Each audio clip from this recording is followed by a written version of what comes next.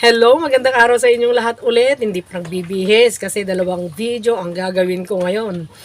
At mamaya busy-busy na naman ako. Pag-usapan natin ngayon kung paano ba i-manage yung Rhode Island Red na pinapaitlog. Pag-usapan natin ngayon ay confined RIR. Kasi nga, yun ang experience ko. Yun ang ginagawa ko. So, paano ba i-manage yung confined na RIR? Madali lang yan, no? Kung malaki na sila, kung ready to lay pullet na sila. Yung feeds mo, syempre, ay medyo umpi-umpisahan mo ng palitan. Pero, wag mong papalitan na kaagad-agad para hindi sila ma-damage, hindi sila masira. At yung feeds na ipapalit mo na ay yung layer crumble. Pero, pinapakain ko pa rin sila ng Integra 3 para ma-ready silang mangitlog. Pero, hinahaluan ko ng layer crumble. Hindi ko binubuo na layer crumble yon kasi sana ang pwedeng ipakain dapat doon ay pre-lay. Pero dahil walang pre-lay dito, yung talagang commercial feeds na nakalagay na pre-lay, ang ginagawa ko, yung Integra 3, inahaluan ko na lang ng layer crumble para hindi masyadong agad-agad ay mangingitlog. Pag nag-drop na sila ng itlog, yun, pinapakain ko na sila ng buo na layer crumble. Kung ano yung ration na para dun sa nagngitlog na, yung dun sa AIDS nila, yun ang pinapakain ko. Tapos, kailangan ba ng ilaw para sila ay mangitlog na maigi? Hindi. Kasi ang ginawa ko dito sa bahay nila, nasisinagan ng araw dun sa kabila, dun sa side na yon. Tapos, yung paghapon, pag umaga dun sa side na yon. Nagtataka ako, no? Yung araw, iba na ang sikat ng araw ngayon. Pag umaga doon ang sikat, pero paghapon dito ang sikat. Kaya, nasisinagan ng araw yan, pareho, sa maghapon, kung maaraw, no? Pero hindi ako naglalagay ng ilaw kahit na makulimlim ang panahon, o umuulan, o maambon. Hindi, walang ilaw lahat ang mga manok ko. Mula doon sa brooder, growing pen, dito sa laying house, at saka dito sa breeding pen, dito sa mga native na manok, walang ilaw yan. Unabis. Pero, ang paligid nila ay maliwanag kasi nasisikatan ng araw. So, hindi problema ang ilaw. Ang ilaw naman kasi, ang purpose para dun sa mga layer ay para ma-initiate sila na mangitlog. Itong mga Rhode Island Red, madali lang. Alam nyo, kahit bumagyo, ewan ko lang sa iba ha, kasi may mga nakikita ako na pag bumagyo daw, nagkakasakit, nagkakasipon. Pero awa ng Diyos, itong mga Rhode Island Red ko, ay dumaan ang dalawang bagyo magkakasunod, no? Lalo na yung uwan, no? Lumipad nga yung bubong ng isang growing pen ko. So, mabuti na lang ang nandun ay mga upgraded native chicken. Matibay sila. So, kahit na magdamag silang nababad sa hangin at ulan, ay hindi sila nagkasakit. Na-dispose ko pa rin ng maayos na wala silang inindang karamdaman. At itong mga RIR ko naman, walang basta hindi ako nagka-problema kahit na bumagyo. Kahit na signal number 5 dito sa amin, hindi ako nagka-problema doon sa production nila. So, bumaba man ng konti, ang production nila maayos pa rin.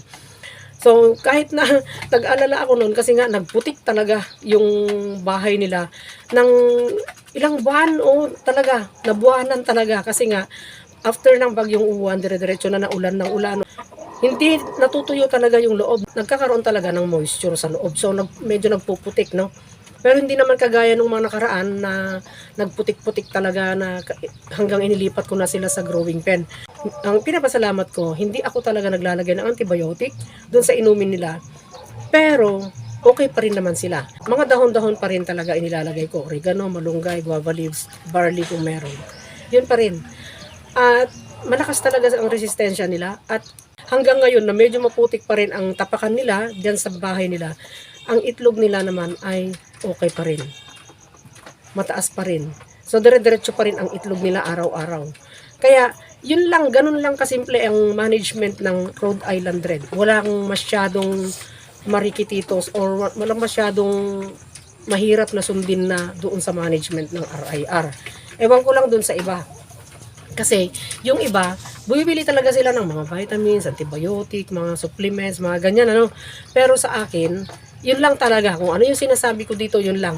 At kung meron lang talagang akong makikita na parang matamlay, pero bihira naman mangyari, yun, doon lang ako bibili ng antibiotic for emergency purposes lang yun. pero hindi yung pang-araw-araw mo yun. At dahil hindi masyadong nagkakasakit ang mga manok ko, kahit nagkapeste-peste na yung mga manok dun sa likod namin, no, yung dun sa mga banda-banda dyan, yung mga manok ko nananatiling nakatindig, buhay, masigla, masaya. Kaya, ganun lang kasimple ang management ng Rhode Island Red dun sa akin. Kung gusto niyo mong gayahin yung management na ginagawa ko, edi gayahin mo. Pero kung hindi, okay lang din naman. Basta sinare ko lang yung kung paano ba i-manage ang Rhode Island Red. Mula nung nangitlog sila, ang pagkain nila ay 130 grams per head per day. Yun ang binibigay ko sa kanila kasi malalaki ang katawan nila. So kaya nilang ubusin yun. Pero may time na, kung may time na hindi nila mauubos, nagbabawas ako. Binabawasan ko yung pagkain nila, yung hanggang mag-crave sila. Yung babawasan ko, tapos pag makita kong okay na naman yung pagkain nila, binabalik ko yung dati. Ganon. Pero syempre, kung ilang araw na hindi sila masyadong kumakain, kailangan meron kang remedy gagawin doon. May mag-o-observe ka talaga kung ano bang nangyayari, bakit lumiit yung intake nila. Ganon. Bakit hindi nila naubos ngayon ang pagkain nila. So pag nagbabas ka minsan, tapos susunod na araw, parang gutom na gutom sila, pwedeng wala lang silang gana. Stress lang siguro, ganun lang. Pero kung sunod-sunod na araw na bawas na yung pagkain nila, hindi nila nauubos, kahit binawasan mo na, hindi pa rin nila ubos, sakit na yon. Ganon. So, ganun lang. Tapos ang nest nila, dyan lang sa lupa. Kasi hindi sila masyadong makalipad na lalaki ng katawan. Maganda, masaya, no? Pagka umaga, makikita mo. Pag healthy ang manok mo, makikita mo may itlog na sila maagang maaga. Meron naman yung time na medyo late, 8 o'clock, ganyan. Pero, diretso pa rin na pagmamaya, mga before lunch or after lunch, meron ng mga naipon na itlog dyan. Yung mga IR ko, hindi ko pini-free range. Nakaano lang yan, confined. Hindi sila caged, pero confined sila. Kasi iba yung caged, iba yung confined. Yung caged kasi, meron yung specific lang na number ng occupant doon sa isang cage. Itong naman, parang colony sila, no? Isang bahay yan, sila na lahat dyan. Ganon. So, yun ang confined. Sana may natutunan naman kayo sa video ito. At sana huwag kalimutang mag-like, mag-subscribe, at pakihit ang notification bell para sa susunod na mga videos ay ma-notify kayo. Pakishare na rin sa ibang tao para magkaroon din sila ng idea. At salamat sa mga sharer, yung mga nagko-comment. Thank you, subscribers, old and new. Salamat. At yung hindi nag-skip ng ads, thank you. Malaking tulong yun sa channel ko. Sana pagpalain tayong lahat araw-araw at panatilihing masaya, masigla at malusog ang ating mga alagang manok.